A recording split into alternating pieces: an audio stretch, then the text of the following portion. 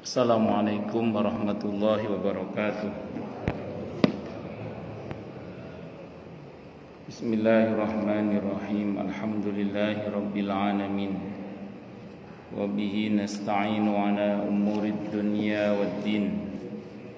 Wassalatu wassalamu ala asyrafil anbiya'i wal mursalin, Nabiyyina Muhammadin wa ala alihi wa ashabihi wa dhurriyyatihi ajma'in, amma ba'du. Ashhadu an la ilaha illallah wa ashhadu anna Muhammadar Rasulullah wa ufawwidu amri ilallah. Innallaha basirum bil ibad. Hasbiyallahu la ilaha illa huwa alaihi tawakkaltu wa huwa rabbul arsyil azim. Wallahu ta'ala fi kitabihil karim hikayatan an nabiyillahi Musa alaihi salam. Rabbi shrah li sadri wa yassir li amri wahlul 'uqdatam min lisani yafqahu qawli. Para alim, para asatidah, para bapak dan ibu sekalian, hafizani wa hafizakumullah, bil khusus segenap pengurus Masjid Baitur Rahman Jati Asih Indah betul, yang semoga pengurusnya dan jamaahnya selalu dalam naungan rahmat, barokah, perlindungan serta bimbingan Allah Subhanahu wa ta'ala. Amin. Allahumma amin insyaallah.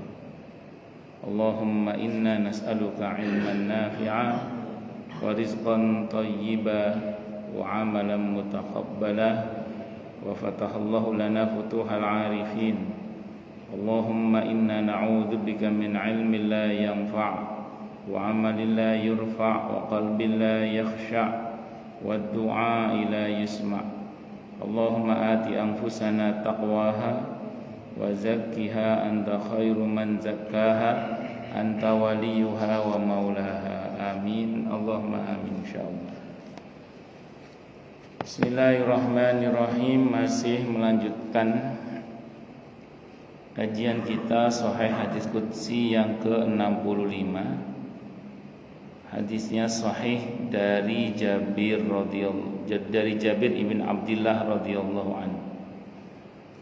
Beliau menuturkan, laqiyani menemui saya, telah menemui saya siapa Rasulullah sallallahu alaihi wasallam. Faqala, maka beliau bersabda li kepada saya. Apa kata beliau? Ya Jabiru, wahai Jabir. Ya Jabiru, wahai Jabir, mali araka mungkasiron. Mali araka mungkasiron. Kalau saya lihat-lihat kamu kayaknya sedih. Atau mengapa saya lihat-lihat kamu itu kok sedih? Qultu, maka aku menjawab, ya Rasulullah, wahai Rasulullah,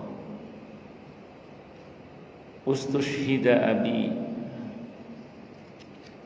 telah disyahidkan siapa abi, bapakku, maksudnya meninggal dalam keadaan syahid. Qutila yauma Uhudin, beliau terbunuh pada hari perang Uhud. Wa taraka iyalan, dan beliau meninggalkan keluarga, wadainan, dan hutang. Jadi di perang Uhud itu Nabi kita Muhammad sallallahu alaihi wasallam dan para sahabat sempat mengalami luka kekalahan. Walaupun ada yang mengatakan bukan kalah tapi seimbang. Tapi Al-Quran membahasakan dengan bahasa luka yang notabene Allah bilang di surah Ali Imran ayat 140 itu, sebagaimana sebelumnya orang-orang kafir itu mendapatkan luka di Badar karena kekalahan di Badar, maka sekarang giliran kamu wahai Nabi mendapatkan giliran kalah juga, maksudnya itu. Allah nyatakan watilkal ayyam nudawiluha bainan nas, kata Allah. Itulah hari-hari di mana kejayaan dan kejatuhan itu dipergilirkan oleh Allah Subhanahu wa taala. Nah, kalau kita lagi di atas jangan sombong. Karena ada masa di mana mungkin roda itu berputar sehingga kita tidak lagi di atas. Yang di bawah jangan putus asa. Karena sewaktu-waktu Allah bisa merubah posisi Anda di atas. Maka orang itu harus selalu berharapan baik kepada Allah. Yang di atas jangan sombong, yang di bawah jangan putus asa. Karena ada masa di mana mungkin posisi diputar, dibalik oleh Allah Subhanahu wa taala. Kalau ada orang yang ngomong, saya kok nggak pernah berubah Ustaz, dari dulu gini aja. Oh ya, seperti jenengan bukan roda kehidupan, tapi as roda kehidupan. Jadi asnya nggak berubah-ubah. Allah bisa. Jadi tapi ya sunnatullahnya gitu, sunnatullahnya. Bahkan itu berlaku bagi para nabi, sunnatullah. Dan hikmah terbesarnya adalah supaya nabi tidak dituhankan itu, supaya terasa bahwa beliau sebagai manusia yang dimuliakan dengan wahyu oleh Allah Subhanahu wa taala. Nah, ini bapaknya Jabir radhiyallahu an, Jabir bin Abdullah meninggal, berarti Abdullah meninggal di syahid di perang Uhud. Beliau syahid di perang Uhud, meninggalkan keluarga dan hutang. Nah, ini karena memang saat Nabi menjamin masuk surga untuk syuhada Uhud, malaikat Jibril turun menyatakan illatainan, kecuali yang punya hutang, urusannya enggak langsung beres. Namun ketika membahas ini, Al-Imam Al-Qurtubi rahimahullah dalam kitab At-Tadhkirah itu menjelaskan, namun hutang itu secara umum tergantung dari yang berhutang. Dibahas oleh Imam Al-Qurtubi pas membahas ayat ini juga, yang terkait dengan wala tahsabannal ladzina qutilu fi sabilillahi amwata, itu kan Ali Imran 169 dan seterusnya itu beliau mengatakan, beliau mengutip hadis Bukhari, di mana barang siapa orang yang berhutang dan dia berniat membayar hutang itu, ini mafhum riwayat ya, maka Allah akan bantu yang bersangkutan untuk membayar hutang itu. Kalau sampai meninggalnya dia tidak bisa bayar, maka hutangnya dalam tanggungan Allah. Di riwayat yang lain dalam tanggungan Allah dan Rasulnya Muhammad sallallahu alaihi wasallam. Dan barang siapa orang yang berhutang dan dia tidak berniat membayar, maka Allah akan merusak dia. Sebagaimana dia ingin merusak saudaranya, maka dia akan dirusak oleh Allah. Makanya dalam fikih Islam itu, kalau orang itu berhutang, dia harus satu, punya kemampuan membayar. Dalam Islam, orang yang tidak punya kemampuan membayar nggak boleh berhutang, nggak boleh. Kalau butuh gimana? Yang ngomong bahwa dia tidak punya kemampuan membayar, harus ngomong. Jadi nggak boleh nggak ngomong. Ya misalnya, kapan bayarnya Pak? Waduh, itu masalah saya nggak punya gaji tetap ya. Pekerjaan juga nggak tetap misalnya. Ngomong, kalau yang punya harta meminjamkan tidak apa-apa. Tapi kalau enggak, jangan coba-coba ngutang. Kapan bayar Pak? Sebulan. Padahal dia nggak punya gambaran, tidak boleh begitu. Dalam Islam itu berhutang itu harus punya kemampuan membayar. Kalau tidak punya kemampuan membayar, nggak boleh berhutang. Itu dalam Islam. Di samping niat bayar, harus punya kemampuan membayar hutang. Nah, niat di situ itu al-qasdu, kesengajaan kuat. Niat itu kesengajaan kuat. Berarti kalau dia niat membayar, harus ada usaha untuk membayar berarti. Caranya bagaimana? Memprioritaskan hutang, bukan memprioritaskan kepentingan pribadi. Jadi kalau ada segera bayar.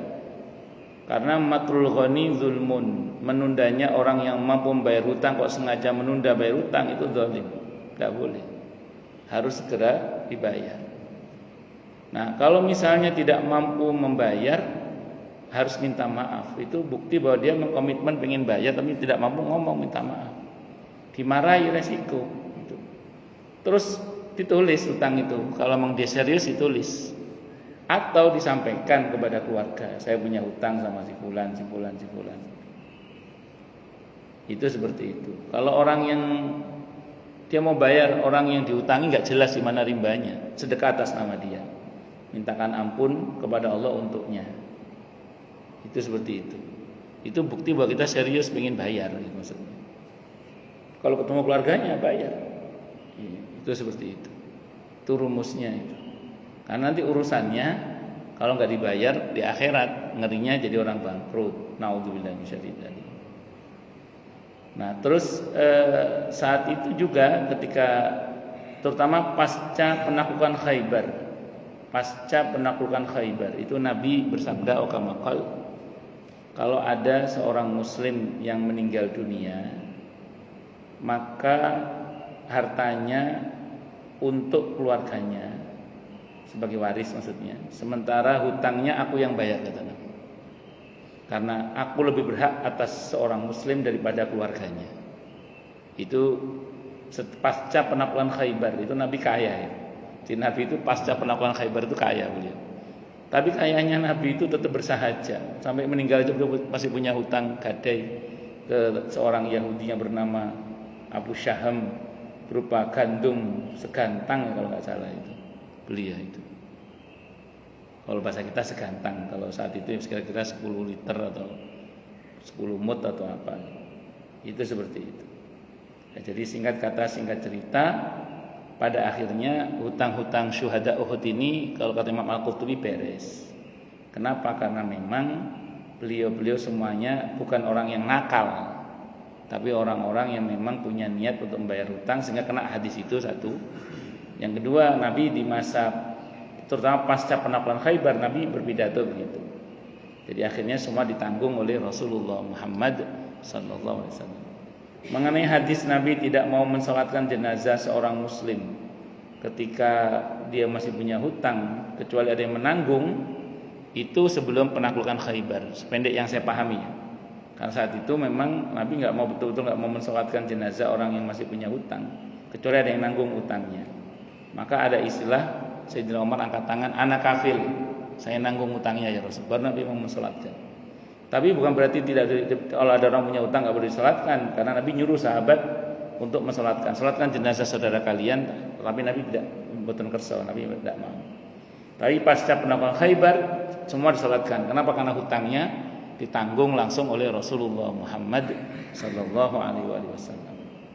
Maka diingat-ingat nggih, bagi orang yang mau berhutang, pertama harus punya kemampuan membayar hutang dulu. Kalau nggak punya kemampuan jangan berhutang. Yang kedua harus punya niat gitu. Loh, kok niatnya nomor 2 Ustaz? Iya, lihat kemampuan dulu kalau mau hutang baru nih.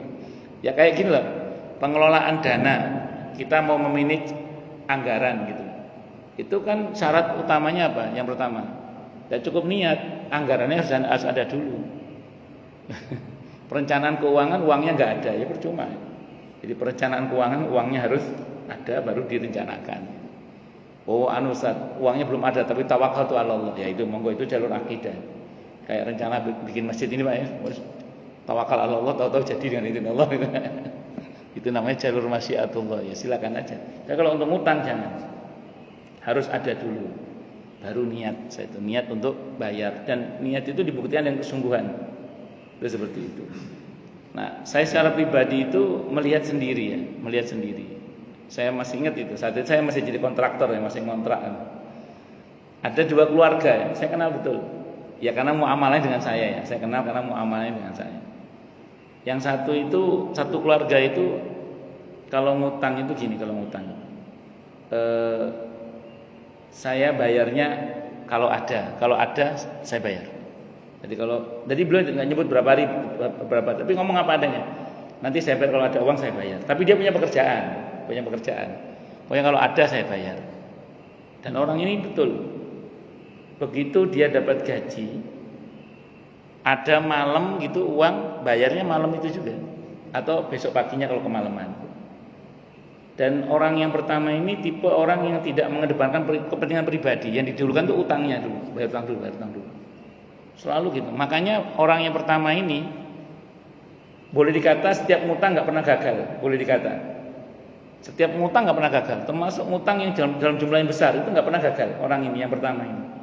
Karena reputasinya bagus, bayar utangnya itu bagus.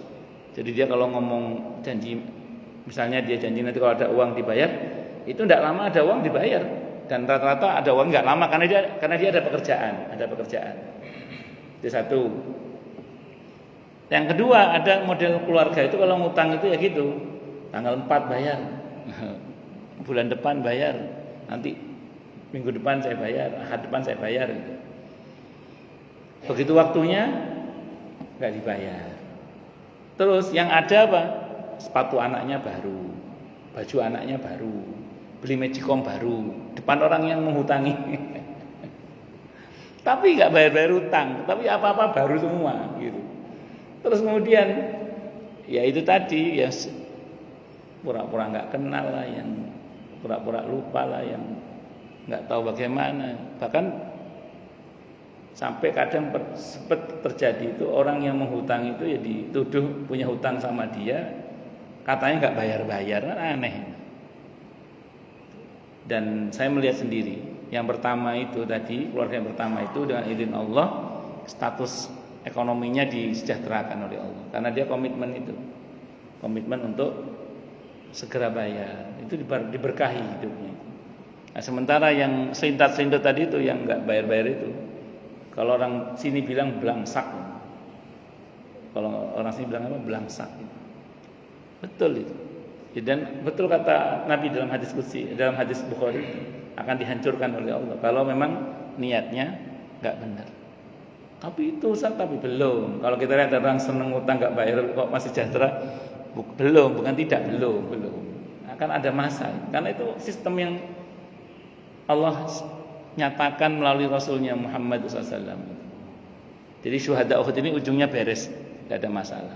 Walaupun ada pertanyaan ilaten. Namun itu peringatan buat kita aja bahwa orang yang mati syahid di Uhud saja itu awalnya ya itu hutang itu bermasalah. Apalagi yang nggak jelas kayak kita ini. Walaupun untuk syuhada Uhud ini pada akhirnya dijamin oleh Allah dan Rasulnya Muhammad sallallahu alaihi wasallam, karena memang tadi itu Nabi itu pasca penaklukan Khaibar, hutang kaum muslimin yang meninggal apalagi syuhada itu dijamin oleh Rasulullah Muhammad sallallahu alaihi wasallam, ditalangi oleh Nabi. Kata hartanya dia biarkan untuk ahli warisnya, hutangnya saya yang tanggung. Aku lebih berat atas seorang mukmin daripada keluarganya. Itulah Nabi kita Muhammad sallallahu alaihi wasallam. Kalau bahasa kita, Nabi itu sering pasang badan untuk umatnya. Itulah pemimpin itu. Jadi pemimpin yang baik itu berani pasang badan untuk membela yang dipimpin. Bersyukurlah Nabi kita Nabi Muhammad SAW. Dan itu terjadi nanti sampai di mahsyar, ketika semua Nabi mengatakan nafsi, nafsi, diriku, diriku, tidak sanggup untuk melakukan apapun, karena memang saat itu tidak yang sanggup kecuali Allah dan yang diizinkan oleh Allah. Satu-satunya Nabi dan Rasul yang dengan izin Allah menyatakan diri untuk berani menghadap kepada Allah guna memohon syafaat itu hanya Rasulullah Muhammad sallallahu alaihi wasallam. Itu seperti itu. Bersyukurlah kita menjadi umat Nabi Muhammad sallallahu alaihi wasallam. Qala, maka Nabi bersabda, afala ubashiruka bima laqiyallahu bihi abaka. Mau enggak kamu aku beri kabar gembira berkaitan dengan apa yang Allah lakukan kepada ayahmu, apa yang Allah lakukan kepada ayahmu, atau apa yang diberikan oleh Allah kepada ayahmu. Qala, berkata siapa Jabir, qultu, aku berkata, balanggih ya Rasulullah, wahai Rasulullah. Mau ya Rasulullah, mau gimana? Kabar bapak saya gimana? Ini bocoran berita alam gaib. Nah, karena Nabi dapat informasi dari wahyu, maka beliau ya tahu. Dan ini Kalau Nabi yang memberitahu valid, karena Nabi itu wa ma yantiqu 'anil hawa in huwa illa wahyu yuha. Apa yang Nabi sampaikan itu adalah wahyu. Qala Nabi bersabda, ma kallamallahu ahadan qattu illa min wara'i hijab. Tiadalah Allah mengajak bicara seorang pun sama sekali. Tiadalah Allah mengajak bicara seorang pun sama sekali illa min wara'i hijab, kecuali dari balik hijab. Wa ahya abaka fakallamahu, dan Allah menghidupkan bapakmu Abdullah berarti fakallamahu kifahan, dan Allah mengajak bicara bapakmu itu dengan kifahan, secara langsung. Masya Allah.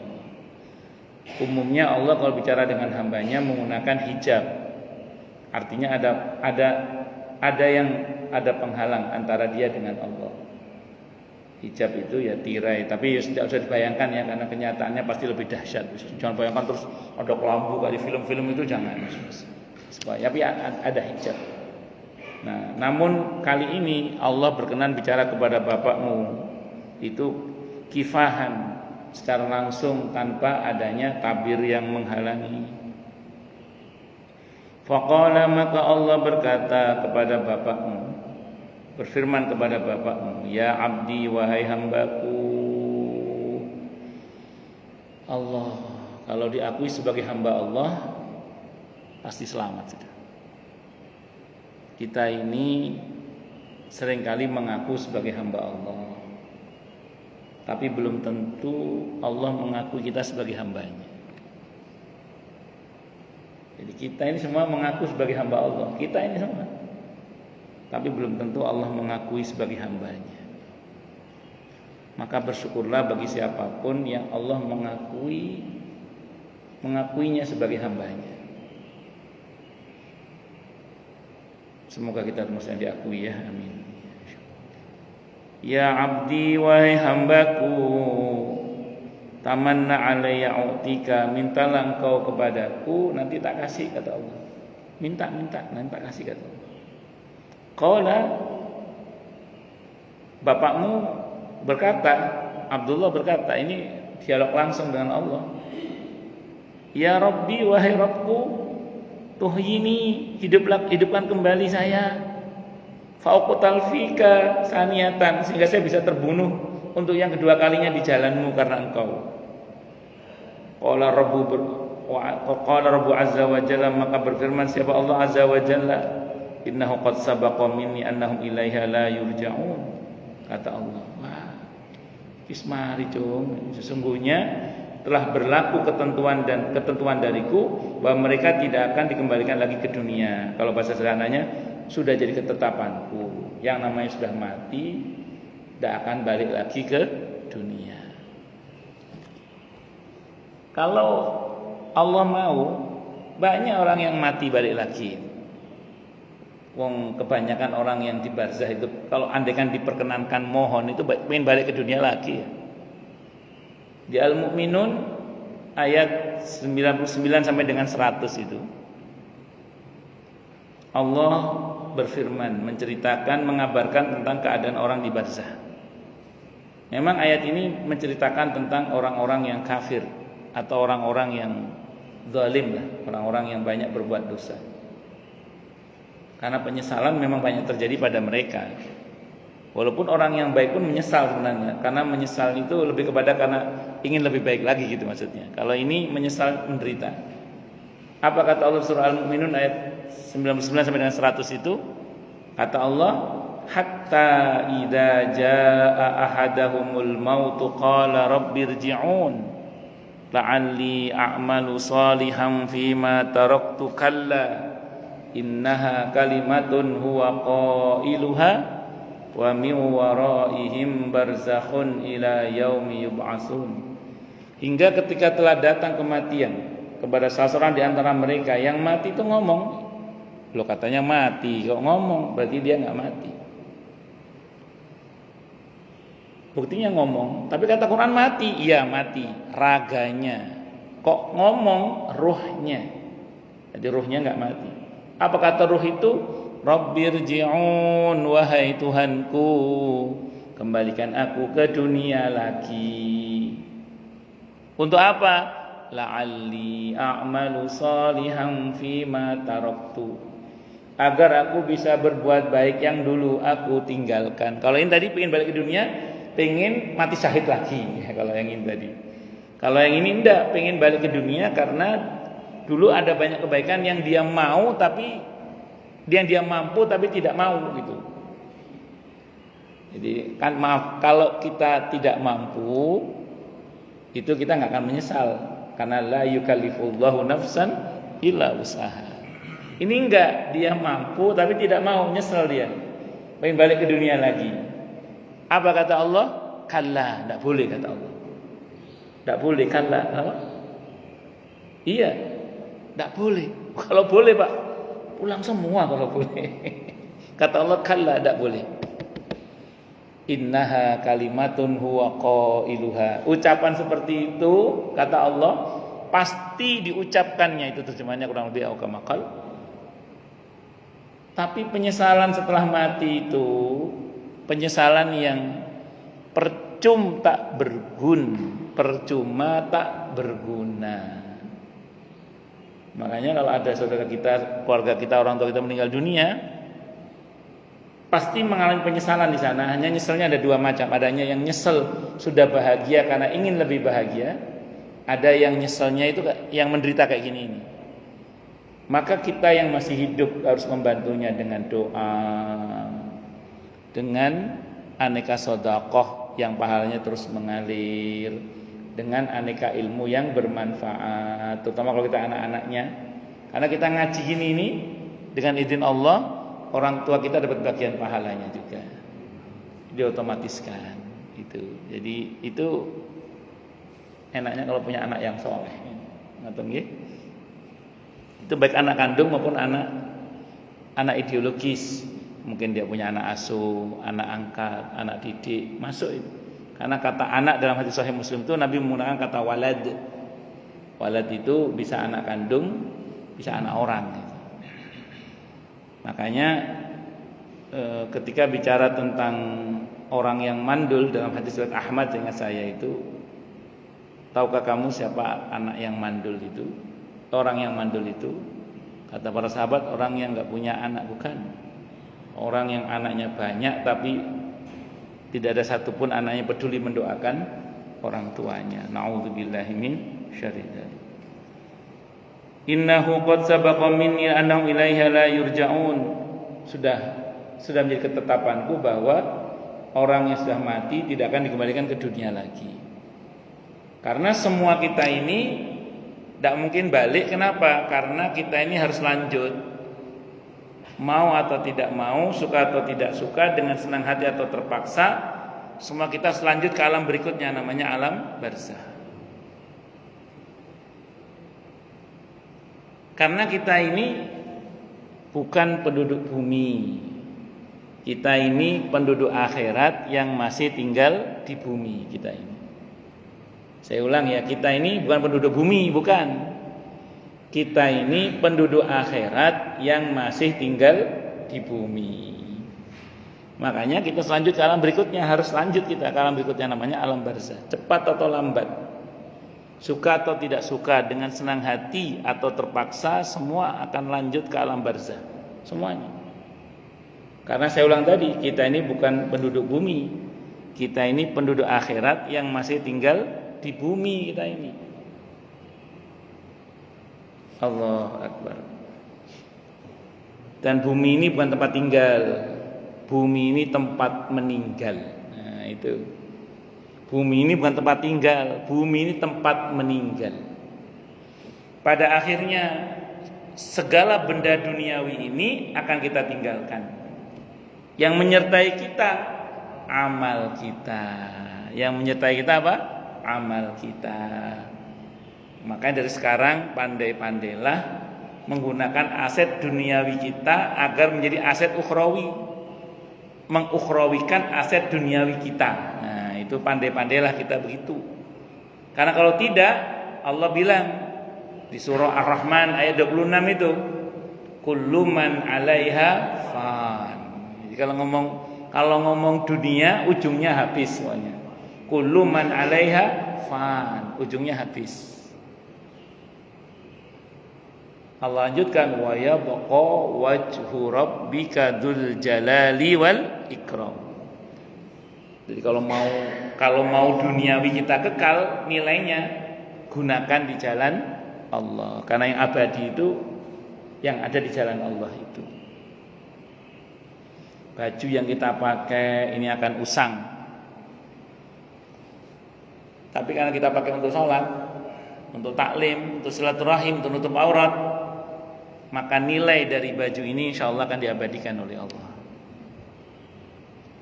Makanan yang kita makan jadi kotoran.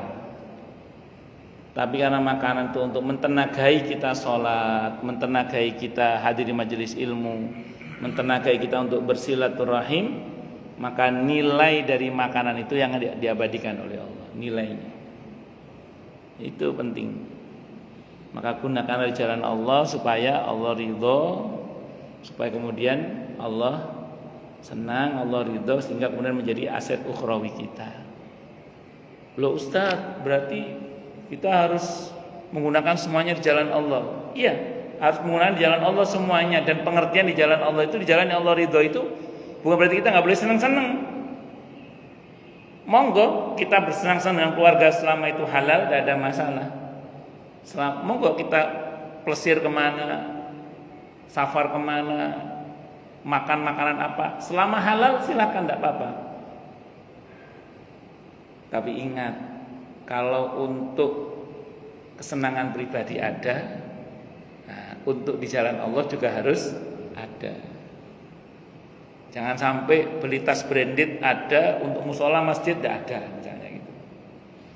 Ya misalnya gitu. Jangan untuk beli HP mahal ada, untuk fuqara masakin tidak ada, misalnya.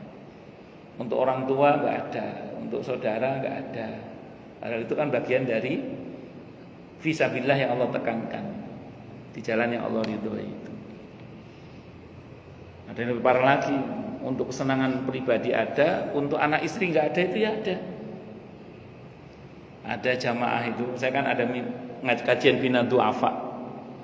Ibu-ibu cerita ke saya, gimana Ustadz ya, saya ini kan harus kerja, cuci baju, ngantar anak sekolah, ngantar anak orang sekolah gitu maksudnya. Karena kalau nggak gitu nggak cukup Ustadz. Suami saya itu ada gaji, uangnya habis untuk rokok sama kopi Ustadz. Untuk kopinya ada, untuk rokoknya ada, untuk sekolah anaknya nggak ada, ya repot uang-uang ini. Ya Allah, ya Allah, ya Allah. Macam-macam ya. Makanya hati-hati, jangan sampai duniawi kita nggak punya aset, nggak punya nilai ukhrawi, itu jangan sampai. Harus kita usahakan agar aset-aset duniawi kita itu menjadi aset-aset ukhrawi. Ya untungnya berbuat baik pada keluarga itu juga kebaikan yang Allah ridhoi, sehingga itu insya Allah bisa jadi aset ukhrawi juga. Nyenengin hati istri itu berpahala itu Pak. Nyenengin hati istri itu berpahala. Karena itu termasuk bagian dari kebaikan yang diutamakan. Termasuk istri nyenengin hati suami itu juga berpahala. Nyenengin hati anak gitu. Nyenengin hati orang tua itu berpahala semua itu, jangan salah. Itu jadi aset ukhrawi. Tidak hanya masjid dan musola, cuman kalau ingin yang jariah itu ya antara lain masjid, musola, majelis taklim, pesantren, perbaikan jalan, modal usaha, beasiswa sekolah, pengadaan sumur bersih, nanam pohon itu bagian dari insya Allah pahalanya jariah itu. Karena sedekah oksigen sama air. Karena selagi masih banyak pohon, insya Allah sungai masih ada. Ya, kalau pohon udah nggak ada, secara sunatullah sungai nggak ada. Karena nggak ada yang nahan airnya itu, secara sunatullah itu gitu.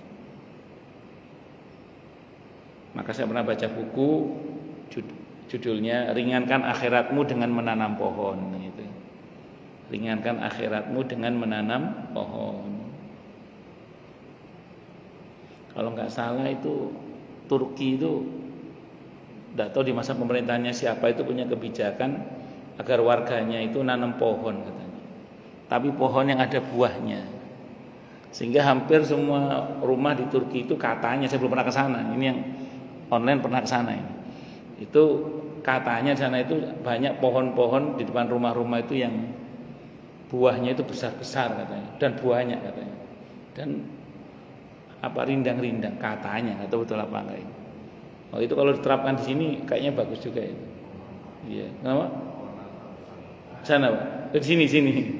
Cuman kalau di sini kayaknya Pak, kalau yang pohon ada buahnya nggak lama kayaknya itu Pak. Iya, insya Allah. Iya.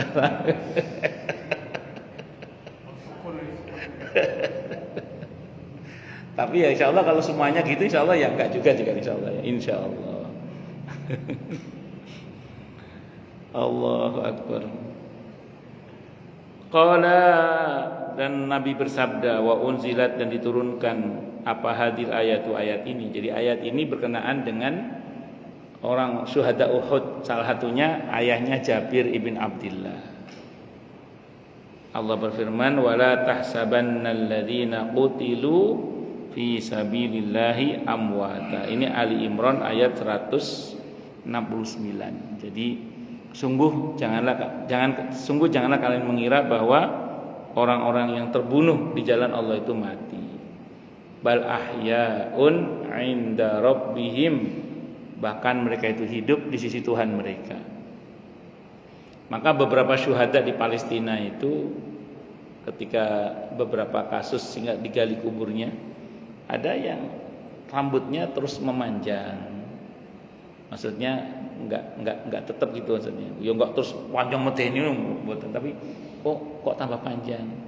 Bahkan ada yang mengatakan sebagian masih utuh jenazahnya, bahkan masih hangat, bahkan darahnya masih segar. Itu kan beberapa kasus di Palestina itu yang ketika terpaksa beberapa kubur syuhada digali karena ulah Zionis itu. Semoga Allah jaga mereka semua. Amin Allahumma amin insyaallah. Karena dengar kemarin ada lagi diserang, dibom lagi katanya kemarin. Ya, semoga Allah jaga saudara kita di sana dan Allah menangkan saudara kita di sana sehingga kita diberi kemudahan untuk beribadah kepada Allah di Masjidil Aqsa dengan mudah, dengan mulia, dengan bahagia, dengan tanpa susah payah. Amin Allahumma amin insyaallah. Hadis yang ke-66. Sebelum masuk ke hadis ini, silakan ada yang mau tanya dulu. Tanya, protes, marah boleh. Monggo. Masalah utang piutang ini. Iya, Pak. Ada orang utang kan? Dia kemampuannya ada, tapi tidak membayar. Berarti ini mampu tapi tidak mau. Membayar. Tapi ya tunggu alasan jual inilah, jual itulah, ya, bertahun-tahun. Sebagai orang yang mengutang itu bagaimana? Apakah Bagus. atau tidak ikhlasan atau mana ya? Bagus. Di sini nanti ada atau sudah saya lupa. Di sini di kitab ini nanti kita ketemu insyaallah. Kalau sudah ya sudah, kalau belum nanti ketemu insyaallah. Tapi saya mau terangkan di kitab ini ada nanti. Hadisnya sahih hasan gitu ya. Oke, kalau dia dolim lah itu. Kalau memang dia mampu tapi tidak mau, kan tadi saya katakan ada riwayat yang menyebutkan matrul ghani zulmun. Menundanya orang yang mampu membayar hutang kok tidak segera bayar hutang itu dolim. Berarti bapak statusnya terdolimi. Kalau bapak misalnya yang ngutangi dia nggak mau bayar padahal dia mampu, bapak terdolimi berarti bapak. Nah sebagai orang terdolimi bapak minta yang baik-baik sama Allah karena doanya orang yang terdolimi itu mustajabah. Atau lagi satu. Yang kedua, selama bapak didolimi itu pahala untuk bapak terus mengalir. Pahala sabar. Kalau bapak bersyukur, dosa bapak rontok, bahkan dalam hadis riwayat Ahmad, di sini disebutkan hadisnya riwayat Ahmad, hadisnya sahih ghairihi, rontok seperti bayi yang baru lahir dari rahim ibunya. Kalau sabar, rontok seperti daun yang berguguran dari dahannya. Hadisnya sahih Muslim. Kalau bersyukur, bapak, alhamdulillah saya dizalimi, misalnya gitu ya, misalnya gitu. Alhamdulillah cuma segitu yang dia ambil. Alhamdulillah saya masih Allah cukupi. Bapak masih terus bersyukur dengan musibah itu. Hadisnya riwayat Ahmad, hadisnya sahih ghairihi. Kalau ada orang kena musibah kok dia bersyukur, Allah akan ampuni dosanya seperti bayi yang baru lahir dari rahim ibunya. Di sini ada hadisnya, insyaallah kita ketemu. Terus yang kedua, kalau bapak sabar, hadisnya rontok, dalam hadisnya itu, hadisnya sahih Muslim, rontok dosa bapak seperti daun yang berguguran dari dahannya. Kalau bapak memudahkan dia dalam pembayaran, kan dia tadi ngomong saya nanti gitu. Bapak, ya udah nggak apa-apa, yang penting bayar ya. Bapak ngasih kemudahan, surga untuk bapak insyaallah. Apalagi kalau bapak mengikhlaskan. Cuman kalau model gini kayaknya kita berat mau mengikhlaskan. Karena model orangnya itu loh nyebelin gitu. Betul ya? Ada agak berat ya. Kalau orangnya tidak mampu betul, oke. Ya sudah, saya ikhlaskan. Tapi orang model gini kan agak berat. Paling enggak bapak berkata, ya sudah saya percaya sama Anda. Yang penting bayar ya. Enggak tahu bagaimana caranya, yang penting bayar. Artinya bapak kasih kemudahan saja surga. Apalagi kalau bapak kasih dia, bapak ikhlaskan. Nah, kalau bapak berat mengikhlaskan secara lisan, ini saran saya supaya kita dapat surga insya Allah. Ikhlaskan dalam hati saja. Ikhlaskan dalam hati. Ya Allah, daripada makan hati, mending saya ikhlaskan aja dalam hati. Dalam hati, bapak ikhlaskan daripada makan hati, Pak. Kan katanya makan hati bikin kurus. Kalau pengen gemuk makan nasi, supaya seimbang makan nasi launya hati, Pak. Tapi enggak, maksud saya daripada makan hati mending bapak ikhlaskan dalam hati saja. Sudah saya ikhlaskan dalam hati gitu ya, dalam hati. Itu kalau sewaktu-waktu dia tobat dengan izin Allah, tobat tahu-tahu dan kembali bayar utang, bapak masih berat menerima. Kenapa? Karena bapak tidak pernah memindah hakkan secara muamalah. Bapak cuma ngomong dalam hati, belum ada akad pemindahan hak. Sehingga andaikan dia tobat, bayar, bapak masih menerima sebagai pembayaran hutang. Saya punya jamaah di Kemang 3 ya. Beliau sudah lupa sama orang yang berhutang sama beliau, itu sudah lupa. Satu saat beliau lagi butuh duit. Orang Kemang kalau butuh duit mungkin banyak butuhnya. Orang Kemang Pratama lagi butuh duit. Ya, terus qaddarallah tiba-tiba ada datang orang menemui jamaah saya itu. Bu, masih ingat saya enggak? Kalau bahasa kita ya. Ya masih ingat. Mohon maaf, saya mau bayar utang. Bayarlah dia utang itu. Bayar utang sesuai dengan kebutuhan beliau bulan itu, Pak. Ketutup kebutuhannya dengan izin Allah. Apa kata dia? Saya sudah lama punya hutang sama ibu, sama bapak. Kemarin saya takziah, ustadznya pas ceramah soal hutang, Pak. Rupanya hidayah datang tuh, masuk dengan izin Allah. Hidayah datang masuk. Akhirnya dibayar. Setelah sekian tahun, Pak, udah lupa. Nah, jadi bapak daripada makan hati, dalam hati udah ikhlasin aja. Nanti urusannya dengan Allah nanti. Nah, saya kira gitu. Tapi suatu saat kalau dia tobat, bayar sama bapak, terima enggak apa-apa. Kenapa? Karena bapak nggak pernah ngomong, nggak pernah memindahkan hak itu. Tapi kalau bapak ngomong, ya udah saya ikhlasin utangnya. Oke, makasih Pak. Udah berarti pindah hak. Bapak nggak berhak lagi menerima pembayaran utang dia. Jadi kalau dia suatu saat bayar, bapak nggak punya hak untuk menerima sebagai pembayaran hutang. Kecuali bapak anggap dia bayar utang lebih. Itu beda bab berarti. Sebagai hadiah atau sebagai hibah dari dia. Wallahu a'lam bishawab. Gitu Pak nggih? Ya, ada lagi yang lain? Kenapa? Bagi kita yang pensiun ini, kebetulan perusahaan kita itu ada bekerja sama dengan bank luar negeri. Okay. Nah, jadi kita itu sebagian besar dianjurkan yang sudah pensiun dianjurkan pinjam untuk keperluan apa gitu kan. Nah, jadi bank ini dia ini kalau dia katakanlah kita kontrak cuma 10 tahun gitu ya. Potong pensiunan kita 2 juta gitu kan. Dan seandainya umur kita tidak sampai 10 tahun, 3 tahun ini atau berapa bulan meninggal kita sudah lunas gitu. Itu gimana? Terlepas dari apa hukumnya ya, saya nggak bicara apa hukumnya ya. Kalau bicara hukum nanti panjang pembahasannya. Terlepas apapun hukumnya, kalau memang di akadnya tertuang bahwa dengan matinya orang yang berhutang maka lunas hutangnya, sudah selesai. Ya, karena akadnya begitu kan? Ya sudah, mau dan itu maunya mereka kan, akadnya kan? Ya sudah selesai. Oh gitu ya. Nggak, maksudnya maunya mereka begitu kan akadnya kan? Ya sudah silakan aja, tidak apa-apa. Ini saya nggak ngomong hukum ya, terlepas dari apa hukumnya ya. Tapi secara akad, kalau mereka yang menghutangi mengatakan lunas ya sudah, berarti lunas. Selesai. Nggih sami-sami. Wallahu a'lam bishawab. Nggih, monggo yang lain silakan kalau ada. Jelas semua. Atau tidak jelas semua.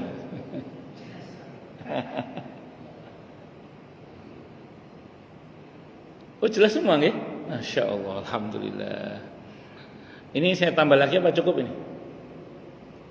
Oh, mana Pak Ketua DKM? Kenapa? Lanjut apa cukup nih? Lanjut. Ya, alhamdulillah. Kalau lanjut saya teruskan Pak, lanjut Pak. Berikutnya hadisnya sahih ini.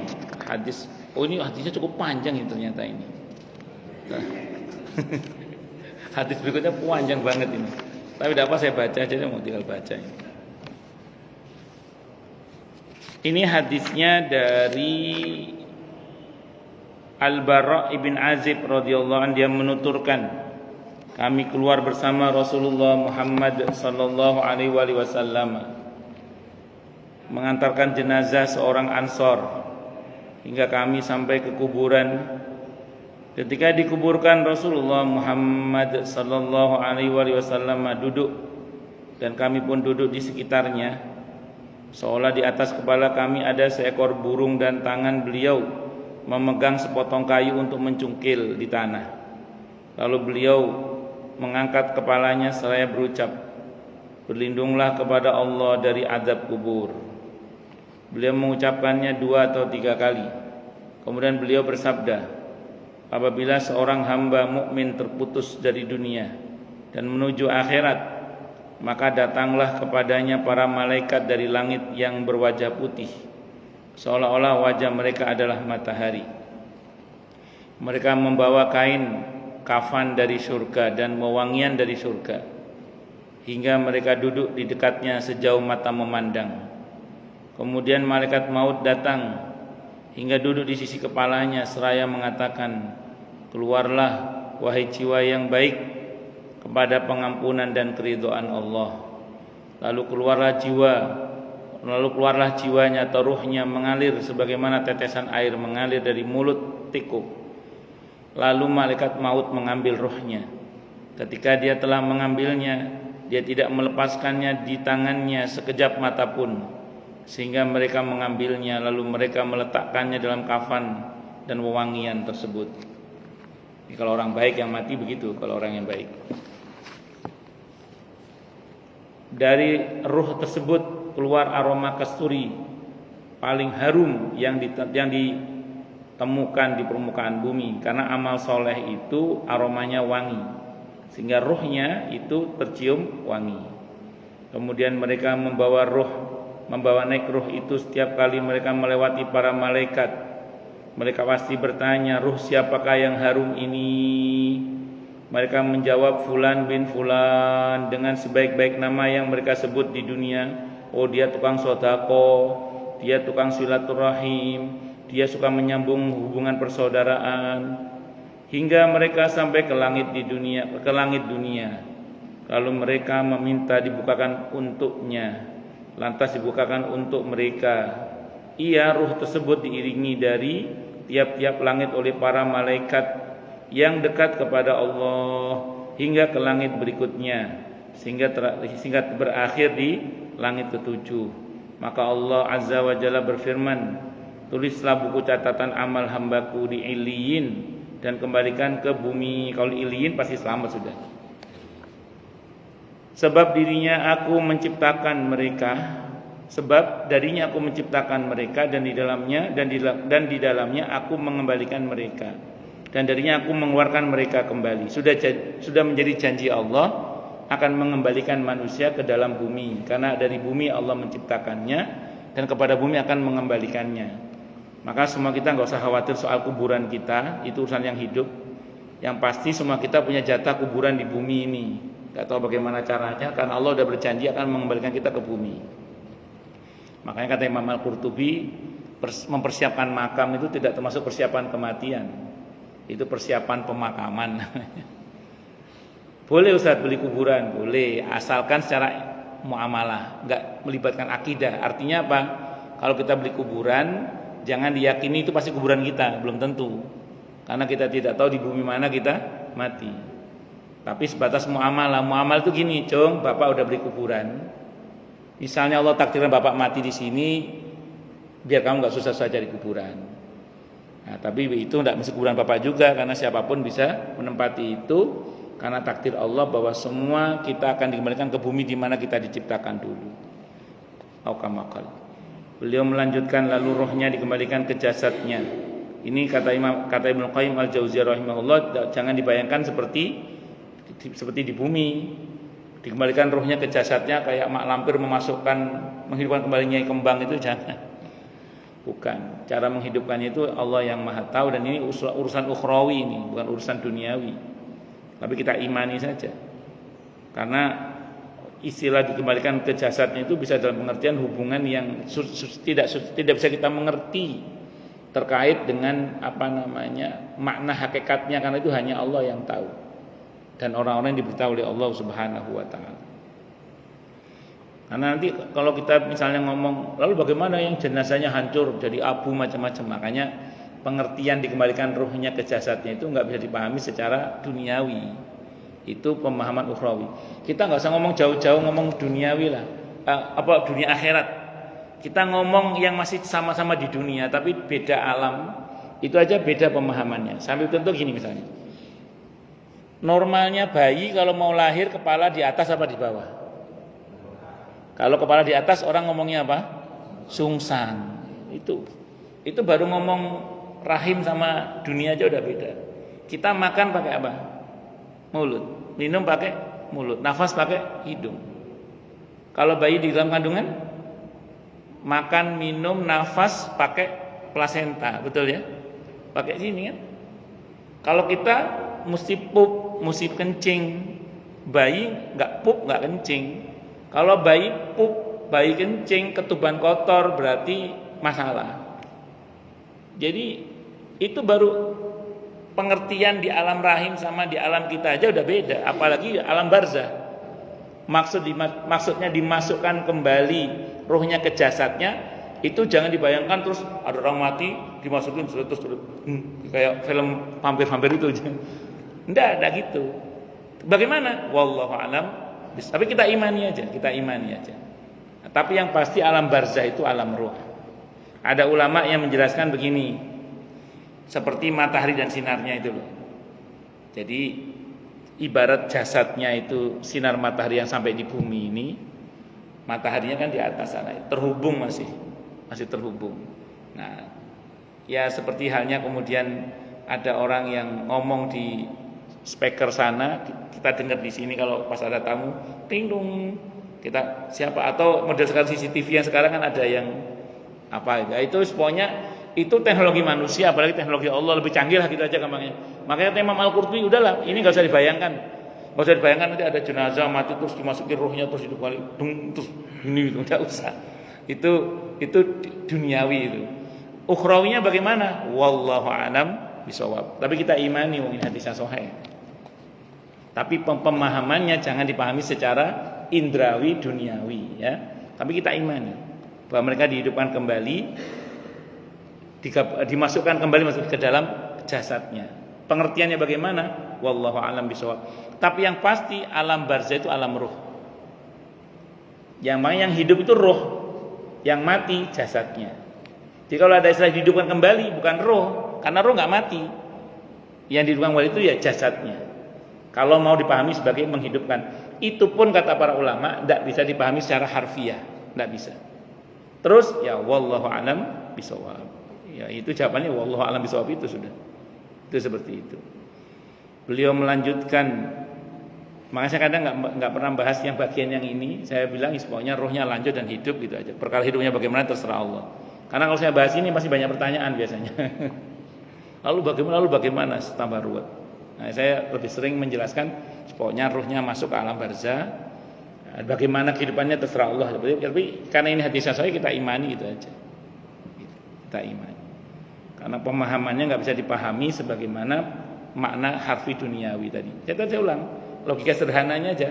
Kita yang di rahim saja dengan yang di alam dunia saja itu sudah berbeda. Pengertian normalnya sudah beda. Makan minumnya sudah beda. Ada banyak hal yang nggak bisa kita pahami kalau kita paksakan sebagaimana pemanaan di dunia, maksudnya gitu ya. Itu seperti itu. Beliau melanjutkan, lalu ruhnya dikembalikan ke jasadnya, kemudian dua malaikat mendatanginya dan mendudukkannya. Mereka berdua mengatakan, siapakah Rabbmu? Dia menjawab, Rabbku adalah Allah. Ini rajin sholat orangnya. Keduanya kalau nggak rajin sholat nggak bisa ini jawab. Keduanya karena jawaban barzah nggak bisa dihafalkan, nggak bisa nyontek juga. Semua refleksi amal. Keduanya mengatakan, siapakah lelaki ini yang diutus di tengah kalian? Dia menjawab, dia adalah Rasulullah Muhammad SAW. Kemudian keduanya bertanya, apa pengetahuanmu tentang apa yang telah kamu katakan ini? Dia menjawab, aku membaca kitab Allah, lalu aku mengimaninya dan membenarkannya. Kalau ada penyeru dari atas langit, hambaku benar, maka hamparkanlah untuknya permadani dari surga, dan berilah pakaian dari surga, dan bukakanlah untuknya pintu menuju surga. Rasulullah Muhammad SAW bersabda, sehingga bau dan wanginya surga sampai kepadanya. Itu yang disebut dengan kuburnya seperti taman-taman surga. Serta dilebarkan untuknya di kuburnya sejauh mata memandang. Kemudian datanglah sosok yang berwajah rupawan, berbaju bagus dan beraroma wangi. Selain mengatakan, bergembiralah dengan apa yang menggembirakanmu, inilah hari yang dijanjikan kepadamu. Dia bertanya kepadanya, siapa kamu? Karena wajahmu adalah wajah yang datang dengan membawa kabar baik.